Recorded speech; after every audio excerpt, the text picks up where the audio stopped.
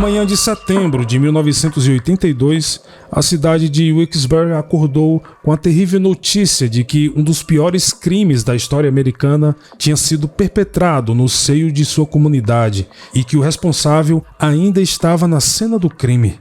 Cidadãos, jornalistas e policiais cercaram uma das residências na rua Monroe. Através de uma janela partida, o assassino apontava o cano da sua espingarda para a rua, ameaçando as pessoas. George Emil Banks tinha se barricado após os seus frenéticos ataques que deixaram 13 pessoas mortas. Infelizmente, 7 delas eram crianças. Mas por qual razão este homem de 40 anos de idade tinha levado as suas ações até aquele ponto? Por que ele tiraria a vida de pessoas do seu mesmo sangue? No vídeo de hoje, eu contarei para vocês a história de George Emil Banks.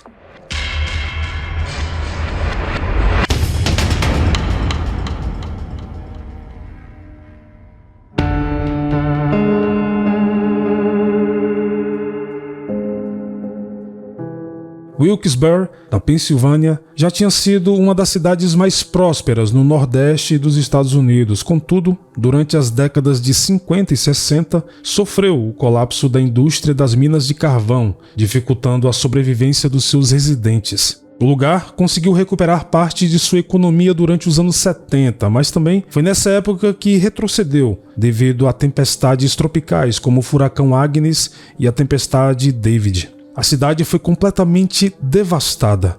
Porém, o que ficaria na mente de seus habitantes, apesar de um turbulento passado, estava na responsabilidade de apenas um homem, durante apenas uma noite.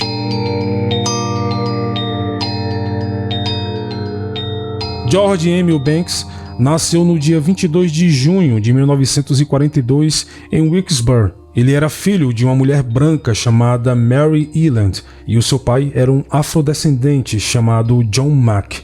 Eu não costumo comentar nos meus vídeos sobre a cor da pele das pessoas, porém, esta é uma informação muito importante para o caso de hoje, como você irá conferir mais na frente. Bom, entre os anos 40, 50 e 60, grandes partes da América do Norte ainda combatiam a segregação racial e a população afro-americana que vivia naquela pequena cidade de Wilkes-Barre estava abaixo dos 1%. Mas George tinha um problema.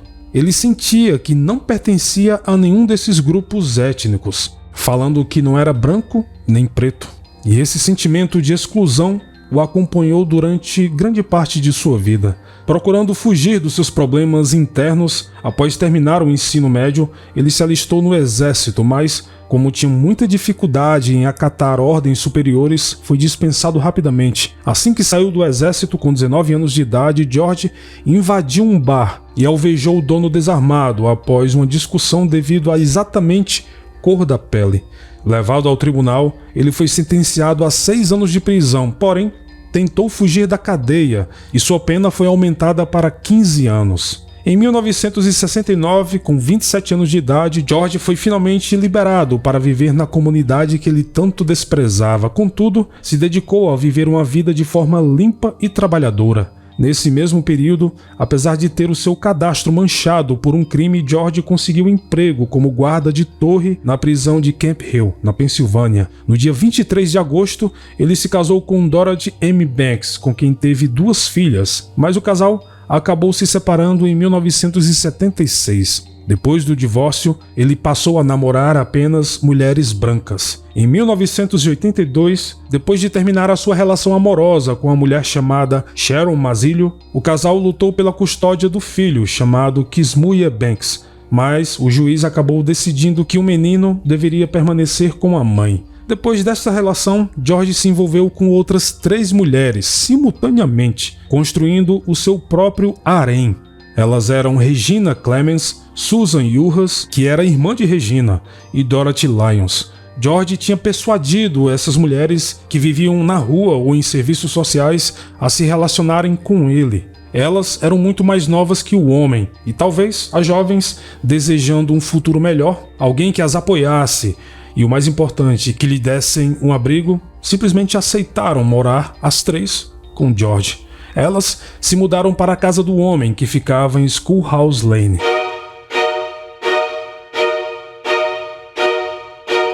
Com Regina, George teve uma menina chamada Montezuma Banks. Com Susan Juhas, teve um menino chamado Boyand e uma menina chamada Mauritânia. Com Dorothy, que já tinha uma filha de um relacionamento anterior, George teve um menino a quem chamou de Fararolde Banks. Eram 9 pessoas vivendo na mesma casa, 4 adultos e 5 crianças. Eram muitas bocas para sustentar, mas durante muito tempo, a combinação entre tudo isso parece que deu certo. Porém, no verão de 1982, George começou a mudar de atitude. Ele parecia mais nervoso e se irritava facilmente, falando muitas vezes para os seus colegas de trabalho que tinha vontade de tirar a vida dos diversos mendigos que ficavam nas calçadas da rua da empresa onde trabalhava. A empresa mandou o homem fazer um acompanhamento psicológico, mas a sua mente era muito mais deturpada do que os especialistas poderiam prever.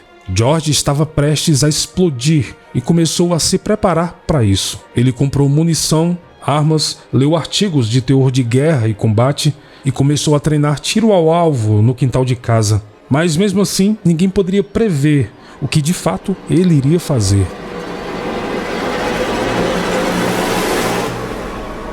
No final de setembro de 1982, George estava desempregado.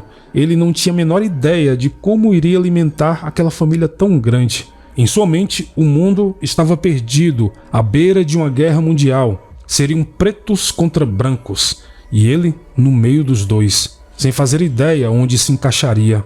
Exatamente no dia 25 daquele mês, Banks tomou um coquetel de álcool e drogas e acabou adormecendo em casa.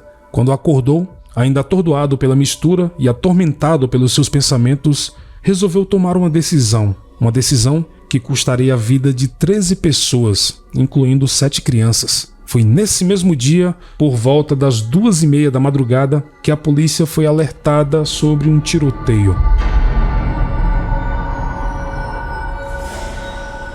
James Olsen, de 22 anos, e seu amigo Ray Hall, de 24, estavam em uma festa na rua Schoolhouse Lane, quando saíram de sua residência para buscar mais bebida. Eles ouviram tiros, mas acreditavam que seriam fogos de artifício. Enquanto conversava de forma distraída, eles viram um homem se aproximando. Este homem parou na frente dos jovens, levantou o braço e simplesmente atirou em Ray Hall. Em seguida, ele murmurou algumas palavras para James Olsen. Lhe deu um tiro no peito, deixando os 2 rapazes no chão para morrer. Ray Hall, infelizmente, morreu no local quase que imediatamente. James Olsen foi levado para o hospital, onde permaneceu internado por algumas semanas.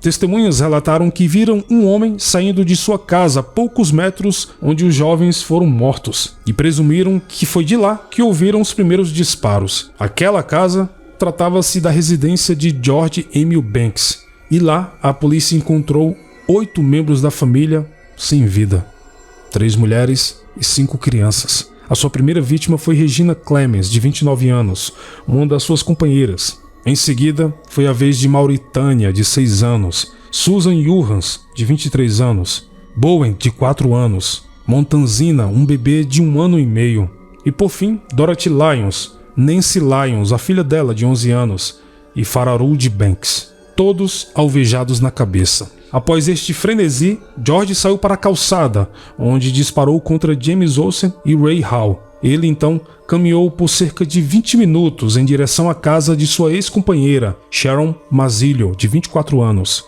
Ela faleceu com um tiro no peito, e o filho deles, Kismael, de apenas 5 anos, foi alvejado na cabeça. Scott Mazzillo, de 7 anos, sobrinho de Sharon, também levou um tiro na cabeça. Por último, Alice Mazzillo, de 47 anos, mãe de Sharon, levou um tiro no rosto enquanto tentava ligar para o 911. George fugiu do local antes que as autoridades chegassem, porém não fazia ideia de que tinha deixado 2 testemunhas com vida. Kate Mazzillo, de 13 anos, tinha se escondido em um armário, e Angelo Mazzillo, de 10 anos, debaixo da cama. As crianças assistiram o fervor dos acontecimentos, e assim que a polícia chegou ao local, eles confirmaram a identidade do homem, George Emil Banks. Ele já estava esgotado física e emocionalmente, então resolveu se esconder em um estacionamento dentro de um parque, onde descansou durante algumas horas. Em seguida, ele foi em direção à casa de sua mãe, Mary Elan. A mulher Notou imediatamente que algo estava errado. George balbuciava coisas como ter matado toda a sua família, ter matado outras pessoas. Para Mary, nada daquilo fazia sentido, e para saber o que realmente estava acontecendo, ligou para a casa de George para tentar falar com uma de suas namoradas. Porém, foi um policial quem atendeu o telefone. Em seguida, George desligou o telefone. A polícia então resolveu ir até a casa da mãe de George, que ficava a cerca de 5 quilômetros da cena do crime, mas o homem já tinha fugido, desta vez para a casa de um amigo que ele sabia que estava desocupada e que ficava na rua de trás, a rua Morrow. Lá, George tinha organizado uma parafernália de munições e de armas e preparou a casa como se fosse enfrentar uma guerra, um inimigo mortal. O relógio apontava 7h30 da manhã e George estava cercado.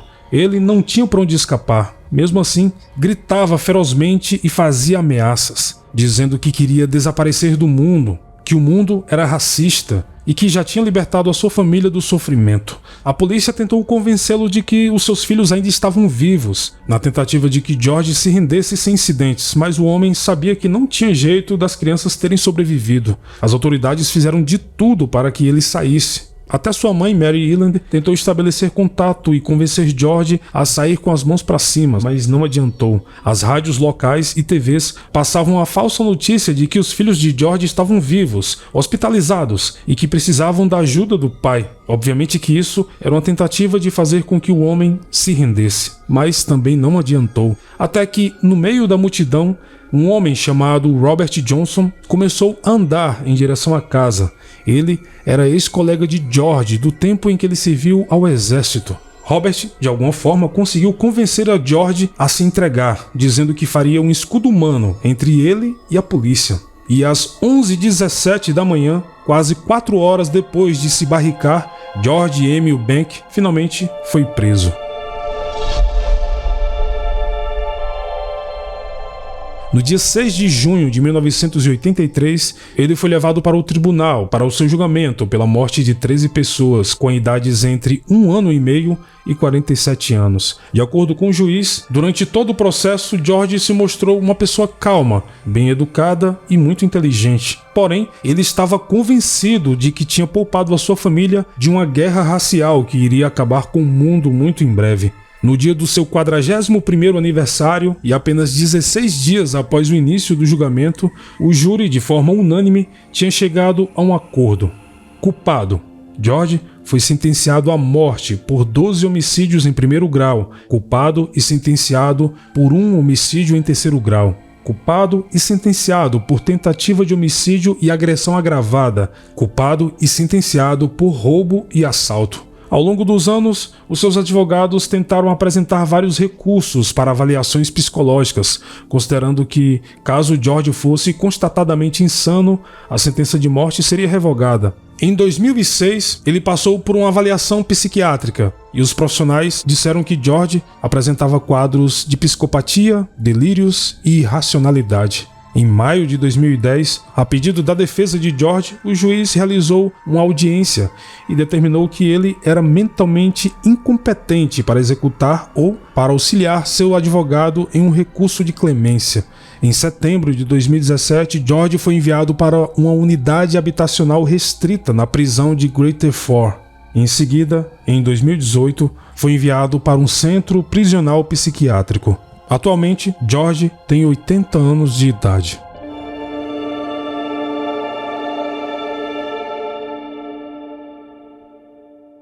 September 25th, 1982, George Banks is charged with the worst mass murder in the area's history. Today, June 21st, 1983, George Banks is found guilty on all charges. Jimmy Olsen is the only survivor from the night of the mass murders. He was shot in the chest and spent 3 days in critical condition. I was pleased when I first heard it. Yeah. I thought he was going to get life in prison. But then when I heard, that he was getting the death penalty, I was pleased. I think he deserved it. It was a violation of my civil and constitutional rights. Why do you say that, Mr. Banks? Because those police lied to the jury. And a 2-hour exhumation will prove everything I say, but I need media witnesses there to prove what I'm saying. I swear on the souls of my children, that's the absolute truth. What about the death penalty, sir? How do you feel about that? I expected it all the time. I had no delusions from the beginning. Any other thoughts? They got to kill me to protect themselves. Bom, este foi o vídeo de hoje. Espero imensamente que tenha gostado e, como sempre, nos vemos nos comentários. Até mais.